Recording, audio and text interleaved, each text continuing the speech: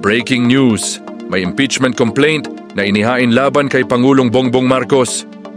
Tama po ang narinig nyo. Noong Enero 19, isang abogado ang naghain ng impeachment complaint sa Kamara laban sa Pangulo.